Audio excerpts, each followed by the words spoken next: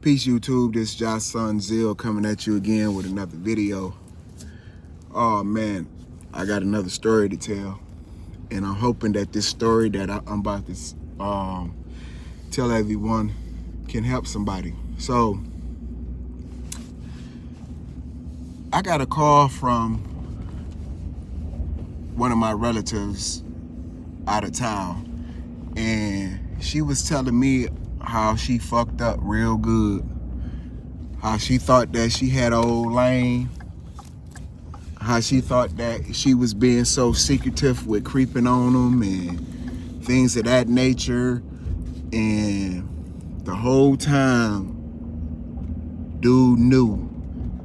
And she said that once they sat down and conversated about it, he said that he loved her so much that he was, trying to give her a chance to get the bullshit up out of her system, thinking that, because he works so much and he know that he don't be home all the time like he should, and he can understand, but,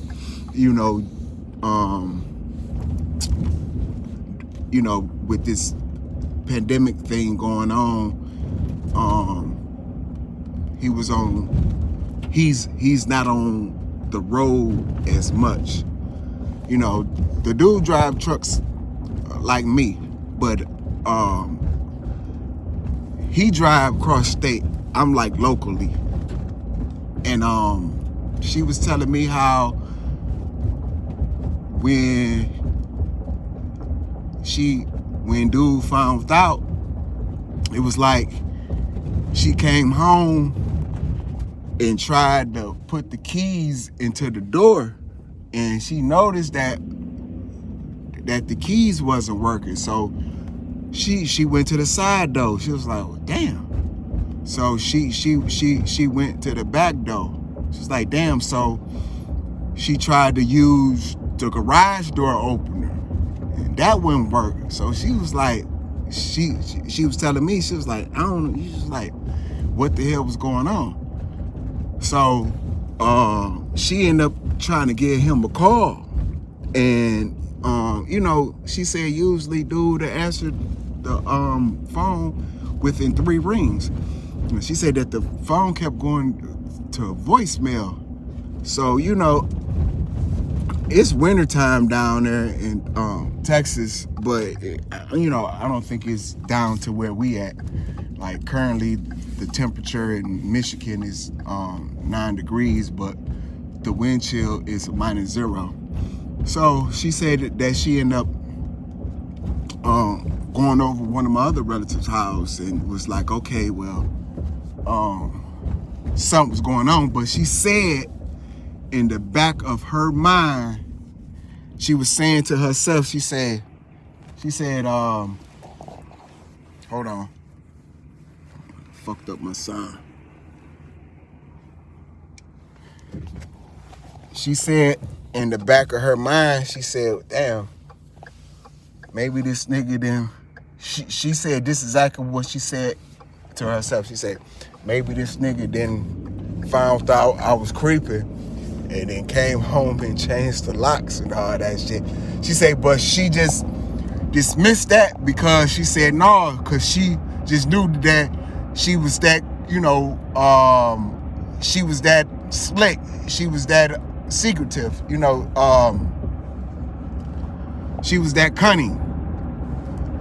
So she said that time was winding down, and she wanted to go home, get in the shower, and prepare herself for the next day. So she said to herself, she said, damn, let me check these cards. So she got to pulling out the bank cards with their joint accounts and everything. And she noticed that when she went to check the account and things of that nature, her name wasn't on the shit. Or something like she couldn't access it because of the passcode or something. So she was like, what the hell? So she like, well, damn, maybe somebody, then hacked the account or whatever.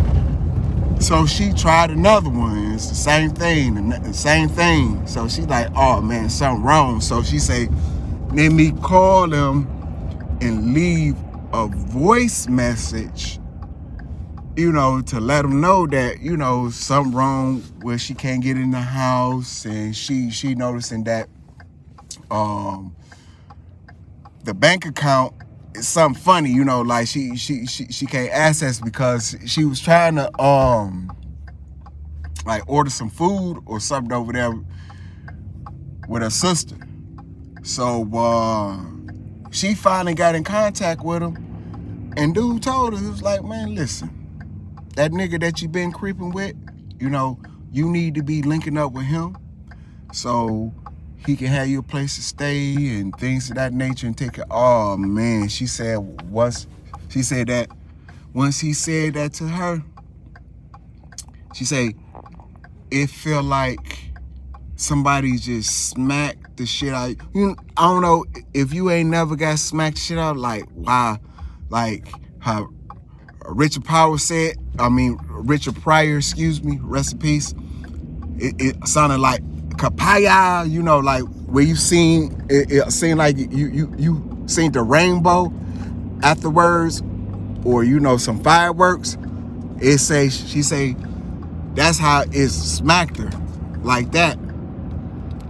And she said that she really couldn't say nothing. And she said that she was so ashamed she couldn't even tell her sister what was going on. So she just played it off like, you know, we ain't spending no time together, you know, I'm gonna chill with you, da-da-da. But really, the bitch ain't have I'll call her by a T a bitch. But she is a bitch though for doing that whole shit.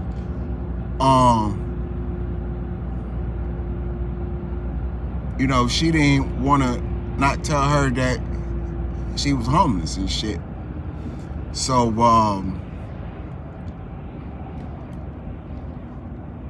then she said that she was most shamed of, because, you know, dudes take care of her real good, man. They got a nice ass house out there in fucking Texas, man. You know what I mean? Dude and bought all type, you know, everything, man. He really cared about my auntie, man. And she more upset about what them females gonna say at the nail and hair salon more than you know, her losing her man. And I know dude so glad he made her, man. I know dude so glad that their kids grown. I know dude so glad that he ain't got to worry about what the fuck she doing, worry about if he gonna catch something, you know, or I know dude happy that he ain't got to be giving his, you know, like doing shit for her ass no more. You know, she used to talk all that independent shit, but now we gonna see. Now we gonna see how independent she was. So she was asking me, she was like, yeah, nephew, I probably might have to come up there and stay with you and, you know, see about, can I get a job till I get on my feet, this, that, and that. And I'm like, shit. I'm like, you know me, I'm married, you know, I gotta, you know, it's, you know, for real. She like, well, it ain't gonna be that long. I just told her, I say, shit, I'm gonna be funky with you. You talking all that independent shit, what you need to do, since you got this old high-paying job and, you know, you riding around and your motherfucking Lexus, whatever the fuck. I told her, I say, you need to get with dude that you was creeping with and, you know, like try to you ain't gonna believe this shit. And she kept fucking with this nigga after she found out that this grown ass man, this grown ass nigga and shit, this nigga staying in his grandma's basement or attic, and this nigga, his job and shit, he pans out handbills and shit, you know, like sales papers for the local supermarkets and things of that nature. I'm like, Lord have mercy. I'm like, why you do that? And she kept telling me about it. I said, man, I don't want to hear about how no motherfucking sex good and shit. Like, was that sex good enough to have your ass out here motherfucking homeless? Asking your motherfucking nephew way down there in Detroit, Michigan for a motherfucking place to stay? Shit. So she wanted to stay on the phone and shit. I was like, nah, I gotta go work out. You know, I say, you know, you can call me tomorrow, but I already know that my wife ain't gonna be with that shit right there. She ain't gonna be with no other pussy living up under our roof. I don't give a fuck if it's blood or not. And especially a motherfucker coming over there and talk about something that they ain't gonna be able to contribute. No. Talk about something. Yeah. But I told her shit. They up here hiring like a motherfucker though. True. And that's just the reality of it is, man. Like, this bitch didn't even get her shit together, knowing that she was out here creeping. Like, just dumb, just thinking that shit was gonna always be there. Or thinking that her pussy was so dominant that dude was just gonna say, okay. No, dude said fuck that. So I just told this story, you know what I mean? I don't know if my auntie gonna get mad because she's a subscriber. I don't give a fuck, you know, but you can learn a lot from a dummy. So if anybody out there going through that and you fucking over a good man or you fucking over a good woman for nothing ass motherfucker, then don't be surprised when your ass be homeless. Peace.